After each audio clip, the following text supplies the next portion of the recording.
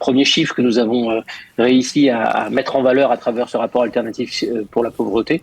Pour être plus précis, 19,5% de la population a déjà vu ses revenus impactés par la guerre. Et c'est une proportion extrêmement importante de la population israélienne.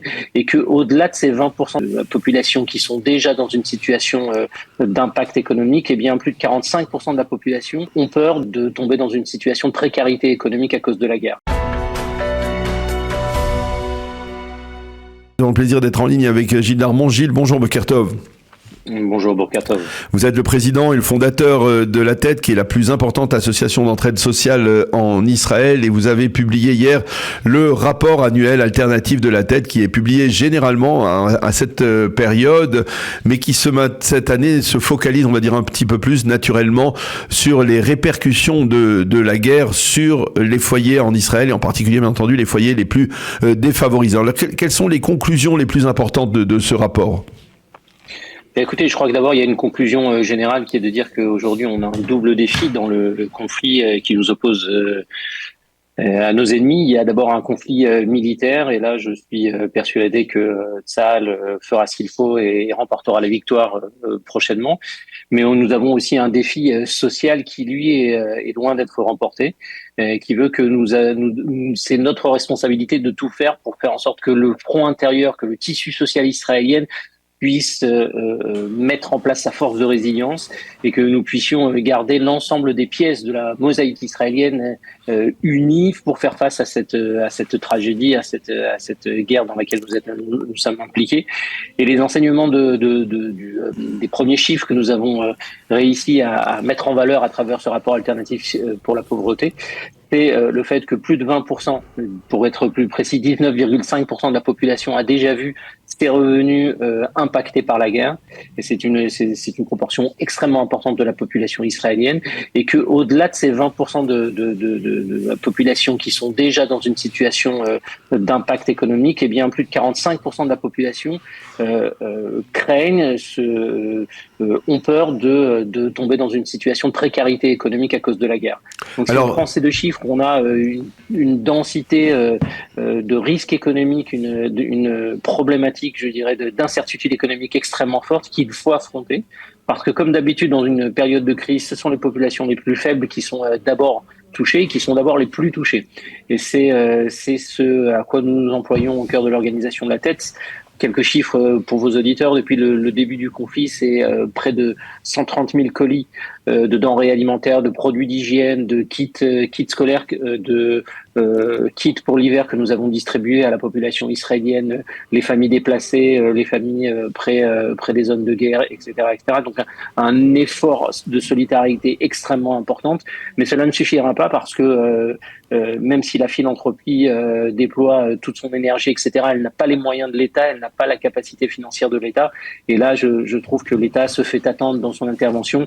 Elle a démontré une fois de plus qu'elle n'a pas les outils, elle n'a pas la capacité de réaction nécessaire pour faire face à des crises de haute intensité dans un court instant. Le problème, c'est que nous vivons une période où l'État se doit de répondre rapidement aux besoins s'il veut satisfaire ses citoyens, et ça n'a pas été le cas. Alors on l'a vu justement d'ailleurs en parallèlement à ce rapport, il y a un rapport du contrôleur de l'État qui a été rendu public également hier et qui fait état effectivement de carences de la part des ministères gouvernementaux sur l'acheminement d'allocations justement pour ces familles déplacées, en particulier du nord et du sud du pays. Je voudrais savoir si vous avez réussi à déterminer qui sont ces 20% qui sont impactés.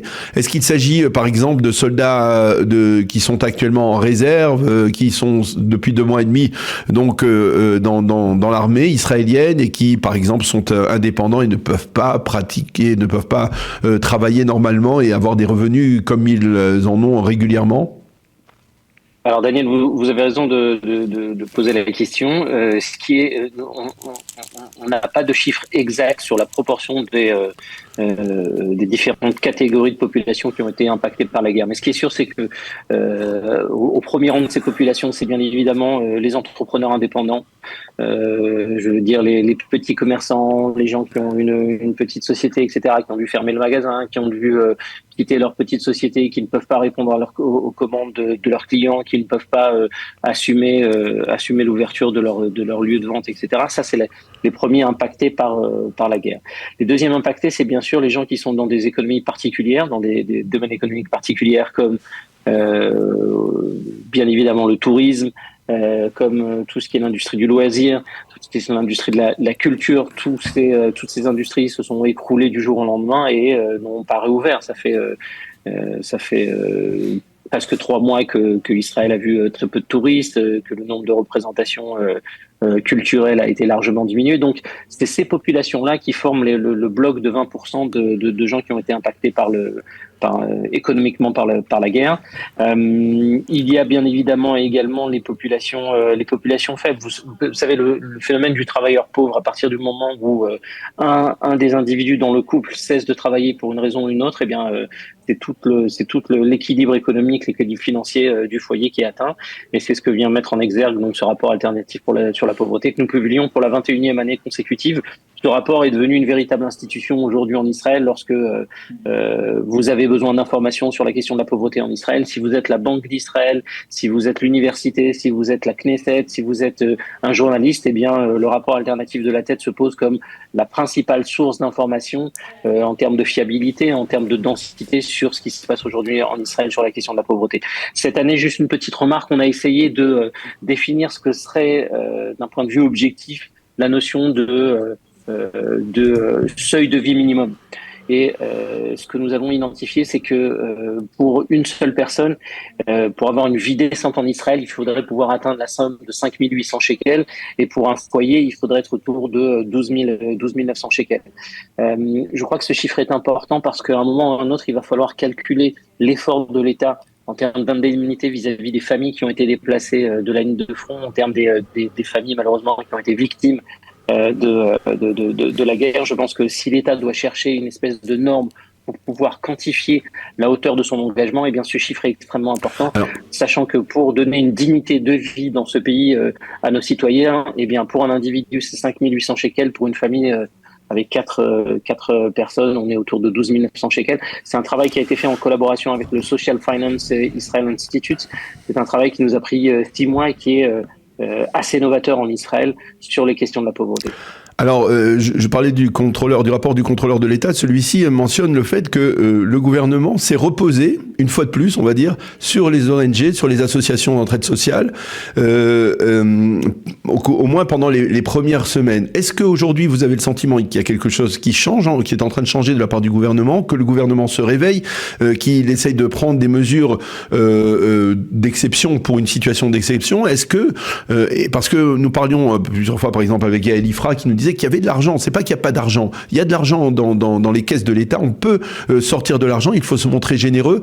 Est-ce que vous avez un sentiment que le gouvernement aujourd'hui est prêt à confier à des organisations comme la vôtre peut-être une forme de responsabilité dans la gestion de cette situation?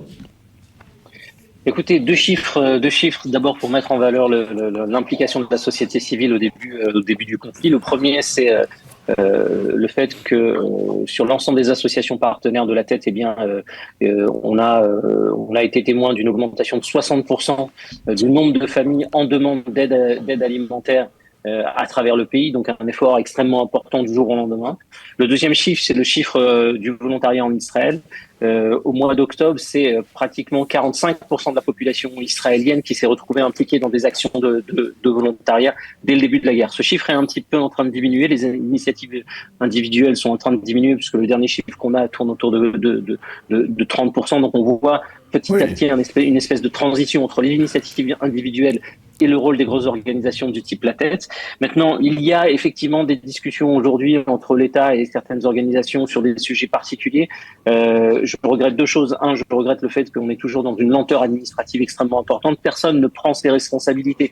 C'est souvent les bureaucrates qui sont aux commandes et l'initiative politique manque. L'imposition d'une évidence au niveau des ministères et sur la répartition du budget, elle manque. Comme le disait Yael Ifra, ce n'est pas un sujet d'argent. Le budget israélien, l'État israélien, s'il veut, il peut sortir ces sommes d'argent. Il y a, comme d'habitude, dans l'ensemble des décisions économiques du pays, une petite poignée de personnes au département du budget, au sein du ministère des Finances, qui dictent, je dirais, la politique économique israélienne. Et ces gens-là ont une vision extrêmement conservatrice de la gestion de la bourse de l'État, et ce qui fait qu'aujourd'hui, elles sont très précautionneuses sur l'utilisation des fonds d'État, alors que ce serait le moment de pouvoir investir massivement sur les citoyens. Encore une fois, mettons en relation le défi politique et le défi social auquel nous sommes confrontés. Si la cohésion de la société israélienne n'est pas préservée à tout prix, eh bien c'est tout le système qui va s'effondrer. On a besoin de cohésion, on a besoin d'être unis dans cette épreuve. Elle va probablement durer. Il est impossible de penser que notre pays puisse faire face à l'ennemi uniquement en se reposant sur la force de Tsahal. Le sujet social, le sujet de la résilience est critique et capital. On le sent sur des sujets de la polarisation du débat politique. Aujourd'hui, on comprend combien c'est un débat qui fragilise la société israélienne. Eh bien, c'est la même chose sur les questions de pauvreté. Il est absolument capital d'assister les populations fragiles de façon le plus urgente possible pour que on tienne tous ensemble en face de la tragédie auquel nous sommes confrontés. Eh bien, Gilles Darmon, merci beaucoup de nous avoir fait partager en tout cas ces données sur ce rapport alternatif de la TED, nous avoir donné une sorte de panorama effectivement de ce qui se passe dans les couches sociales défavorisées, effectivement, et on espère bien entendu que très rapidement le gouvernement se ressaisira et pourra apporter des réponses aux questions que beaucoup d'Israéliens se posent au niveau économique et social. Merci beaucoup en tout cas d'avoir été avec nous ce matin. Bonne journée, à bientôt. Merci à vous.